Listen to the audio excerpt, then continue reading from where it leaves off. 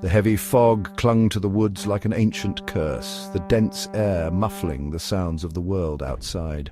Emily, a young photographer with an adventurous spirit, found herself wandering deeper into the forest than she had intended. Her friends had dared her to capture pictures of the Hollow, a place whispered about in hushed tones in the nearby town. The locals claimed it was haunted, but Emily dismissed it as nothing more than folklore, a challenge to conquer for her portfolio. The trees grew unnaturally close together as she ventured further, their gnarled branches resembling grasping fingers. Emily's camera hung around her neck, the weight comforting against her chest. She kept her flashlight steady, the beam cutting through the oppressive darkness. The further she walked, the more the air seemed to thrum with an eerie energy. There was no wildlife, no rustling leaves, no distant chirps, just silence, save for the crunch of her boots on the forest floor. After what felt like hours of walking, Emily stumbled upon a clearing. In its center stood an old, decrepit cabin, its wooden exterior warped and rotting. Ivy snaked up the walls and the windows were covered in a thick layer of grime. There's something about the structure felt wrong. It wasn't just the decay. It was as though the cabin exuded a malevolent presence. Emily hesitated but forced herself to approach. She was here for the shot, after all. Raising her camera, she snapped a few pictures of the cabin's exterior. Each click of the shutter echoed unnaturally loud in the stillness.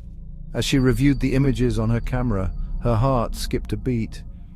In one of the photos, a shadowy figure stood in the cabin's window, its features obscured but unmistakably human. Emily "Hello," she called out, her voice trembling slightly. No response. She rationalized that it was a trick of the light or her mind playing games. Still, her curiosity got the better of her. She pushed the creaky door open, the sound splitting the silence like a scream. Inside, the air was damp and smelled of mildew. Dust motes danced in the beam of her flashlight as she surveyed the room. Broken furniture was scattered about, and strange symbols were carved into the walls. They looked ancient, their meanings indecipherable but unsettling.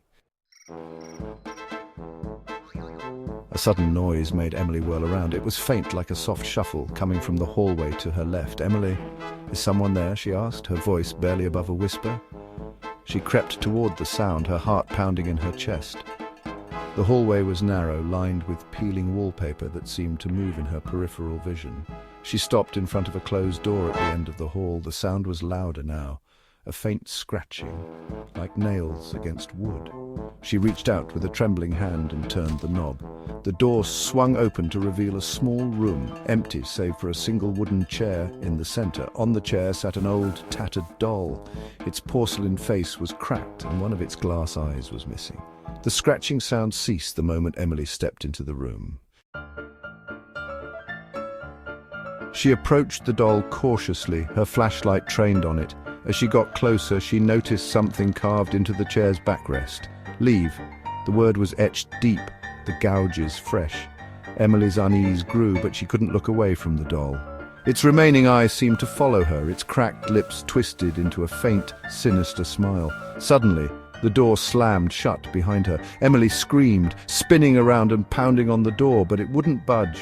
Her flashlight flickered, plunging the room into intermittent darkness. In the flashes of light, the doll's head turned slightly, its gaze locking onto hers. The air grew colder, her breath visible in the dim beam of her faltering flashlight. Then a voice, soft and childlike but dripping with malice, filled the room. "You shouldn't have come here." Emily's blood ran cold. The voice didn't come from the doll, it came from behind her. She turned slowly, her flashlight steadying for just a moment. Standing in the corner was the figure from the photograph, tall, shadowy, its face obscured by darkness. Emily stumbled backward, tripping over the chair and falling to the floor. The doll landed beside her, its face now inches from hers. Its porcelain lips moved, though no sound came out. The figure in the corner stepped closer, its presence oppressive and suffocating. Emily scrambled to her feet, clutching her flashlight like a weapon. She swung it wildly, the beam catching glimpses of the figure as it closed the distance. She darted past it, yanking the door open with all her strength and bolting down the hallway. The cabin seemed alive now, the walls pulsating and the symbols glowing faintly. The hallway stretched impossibly long, and the front door was nowhere in sight. A low, guttural growl echoed behind her, followed by the sound of heavy footsteps. Emily didn't dare look back. She ran faster, her lungs burning and her legs threatening to give out. Just when she thought she would collapse, she burst through the front door and into the clearing.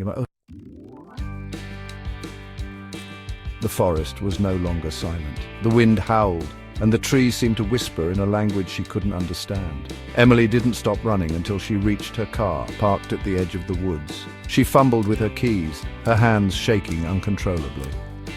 Finally, she got the door open and climbed in, locking it behind her. As she started the engine, her headlights illuminated the forest ahead. Standing at the tree line was the shadowy figure, its head tilted as if watching her. Emily didn't wait to find out what it wanted. She floored the gas pedal, speeding down the dirt road and away from the hollow. When she got home, Emily reviewed the photos on her camera, hoping to find some rational explanation for what she'd seen. But the pictures were gone, all of them, replaced by static, all except one. It was a picture of the doll, its cracked face filling the frame. Beneath it, scrawled in jagged, blood-red letters, was a single word: stay.